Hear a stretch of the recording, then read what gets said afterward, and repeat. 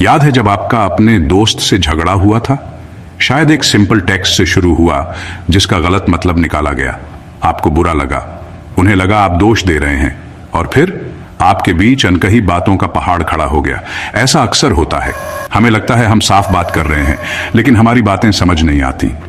ये गलतफहमियां किसी के भी साथ हो सकती हैं, पार्टनर्स, फैमिली या कॉलीग्स। इनसे फ्रस्ट्रेशन होती है, लगता है कोई समझ नहीं रहा, गुस्सा आता है।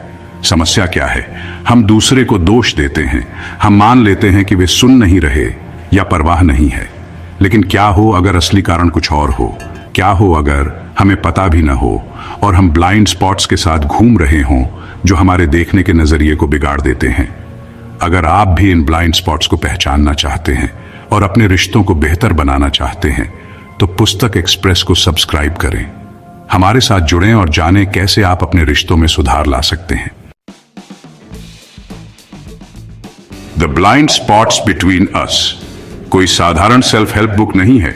यह ह्यूमन कम्युनिकेशन के बारे में एक मार्गदर्शिका है। सिपुर्स्की, एक बिहेवियरल साइंटिस्ट, मिसकम्युनिकेशन की साइकोलॉजी को समझाते हैं। इस किताब का मुख्य संदेश है, हमारा दिमाग शॉर्टकट्स लेता है।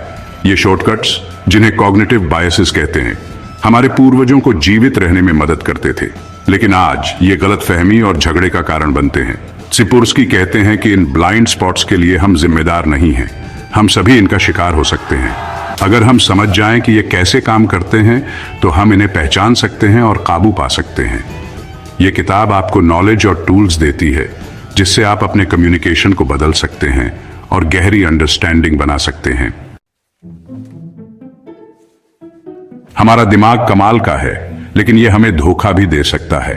यह जानकारी को छांटता है, जो हमारी सोच से मेल खाती है उसे दिखाता है और बाकी को नजरअंदाज कर देता है। इसे पुष्टि पूर्वाग्रह कहते हैं। मान लो आपको लगता है कि किशोर आलसी होते हैं। आप एक मेहनती किशोर से मिलते हैं, लेकिन आपका दिमाग उस एक बार पर ध्यान देता है जब वह देर तक सोया था। इससे आपका विश्वास और मजबूत हो जाता है, भले ही वह सीमित जानकारी पर आधारित हो। एक और पूर्वाग्रह है मौलिक विशेषता त्रुटि। हम दूसरों के कामों को उनके स्वभाव के आधार पर आंकते हैं, हालात को नजरअंदाज कर देते हैं। अगर आपका सहकर्मी आप पर चिल्लाता है तो आप मान लेते हैं कि वह असभ्य है, लेकिन हो सकता है वह समय सीमा के दबाव में हो। ये केवल 2 उदाहरण हैं। ऐसे कई संज्ञानात्मक पूर्वाग्रह हैं जो हमारी धारणाओं को आकार देते हैं। ये सभी में होते हैं और हमारे संबंधों पर इनका बड़ा प्रभाव होता है। इन पूर्वाग्रहों को समझना, उन्हें दूर करने का पहला कदम है। हम अपने दिमाग की चालों के जितना अधिक जागरूक होंगे, उतना ही साफ चीजें देख पाएंगे। ये ब्लाइंड स्पॉट्स रिश्तों को बर्बाद कर सकते हैं। मान लीजिए एक कपल है, माया और रोहन। माया को लगता है रोहन उसकी बात नहीं सुनता। रोहन को लगता है माया हमेशा उसमें नुक्स निकालती है। असल में हो क्या रहा है? माया नेगेटिविटी बायस का शिकार हो सकती है। रोहन की कमियों पर ध्यान दे रही है और अच्छाइयों को नजरअंदाज कर रही है। रोहन सेल्फ सर्विंग बायस में अंधा होकर अपनी कामयाबी का श्रेय खुद ले रहा है और नाकामयाबी का दोष माया पर डाल रहा है। ये ब्लाइंड स्पॉट्स गलतफहमी और नाराजगी का चक्र बना देते हैं। दोनों को लगता है उनकी कोई सुन नहीं रहा, उनकी कदर नहीं कर रहा, और ये उन्हें दूर कर रहा है। ऐसा परिवार, दोस्ती और ऑफिस हर जगह होता है। जैसे बॉस जो आपके आइडियाज का क्रेडिट ले लेता है, वो दोस्त जो बात को घुमा फिराकर खुद पर ले आता है, वो भाई या बहन जो आपकी भावनाओं को समझता ही नहीं। अच्छी खबर यह है कि इन पैटर्न्स को पहचान कर और ब्लाइंड स्पॉट्स को समझकर हम इस चक्र को तोड़ सकते हैं और बेहतर रिश्ते बना सकते हैं। 5वां भाग, tools for clearer vision. The blind spots between us सिर्फ समस्याओं को नहीं दिखाता, बल्कि समाधान भी देता है। सिपुर्स्की अपने बायसेस को दूर करने और बेहतर संवाद करने के लिए स्ट्रैटेजीज का टूल किट देता है। एक महत्वपूर्ण टूल है एक्टिव लिसनिंग। अपनी बारी का इंतजार करने की बजाय वास्तव में सुनो कि दूसरा व्यक्ति क्या कह रहा है। उनके body language, tone of voice और अनस्पोकन इमोशंस पर ध्यान दो। दूसरी स्ट्रैटेजी है एम्पैथी प्रैक्टिस करना। दूसरे व्यक्ति के दृष्टिकोण से स्थिति को देखने की कोशिश करो, भले ही आप उनसे सहमत ना हो। खुद से पूछो, वो क्या महसूस कर रहे होंगे? कौन से एक्सपीरियंसेस उनके दृष्टिकोण को आकार दे रहे होंगे? अंत में असर्टिवली कम्युनिकेट करना सीखो।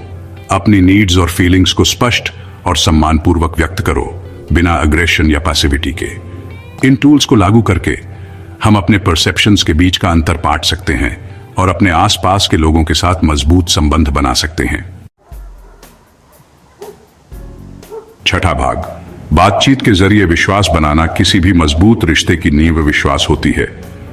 यह एक गोंद की तरह काम करता है जो लोगों को एक साथ जोड़े रखता है, चाहे वो निजी हो या काम की जगह। लेकिन ब्लाइंड स्पॉट्स विश्वास को कमजोर करते हैं, जिससे शक और संदेह पैदा होता है।